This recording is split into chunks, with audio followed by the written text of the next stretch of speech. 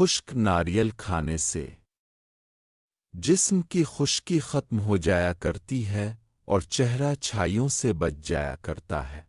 بادام کے ساتھ کشمش رات کو دودھ میں ڈال کے رکھ دیں۔ صبح نہار منہ پی لیں اور کشمش اور بادام کھا لیں، ان سے دماغ پر اثر انداز ہونے والے نقصانات سے بچا جا سکتا ہے۔ دہی میں سونف ڈال کر کھایا کریں۔ دانتوں کو مضبوطی ملتی ہے اور ساتھ جسم کا گوشت مضبوط ہوتا ہے۔ ہاضمہ خراب ہے تو گوشت کھانے کے بعد تھوڑا سا کالا نمک چاٹ لیا کریں۔ ہاضمہ کے لیے بہترین چیز ہے۔ مولی کے پتوں کے ساتھ کھیرا کھایا کریں، پیٹ باہر نہیں نکلے گا۔ گلقند کے ساتھ ایک دانہ پستہ کا کھانے سے کمزور دماغ کو طاقت اور تازگی ملا کرتی ہے۔ دوپہر کو کھانے کے ساتھ ایک دہی کا پیالہ کھانے سے جسم میں پانی کی کمی کو دور کیا جا سکتا ہے۔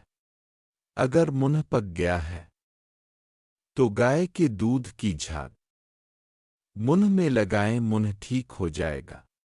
کالے بھنے ہوئے چنے کھانے سے خون میں موجود شوگر کے لیول کو کم کرتا ہے اور وزن میں بھی کمی آیا کرتی ہے۔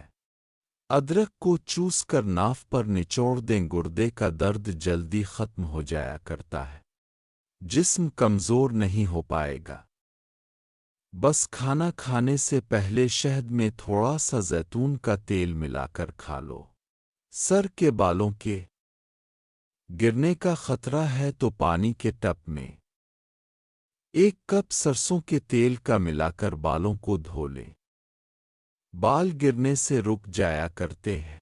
ناک میں خارش ہو تو کوشش کیا کریں کہ عرق گلاب کے 2 قطرے ناک میں ٹپکا دیں، خارش سے آرام ایجانا۔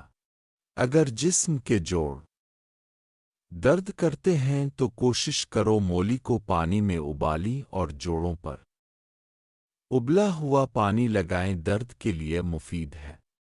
پٹھوں میں درد ہو تو مکئی کو بھون کر کھایا کریں، پٹھوں کے درد کے لیے بہت مفید ہے۔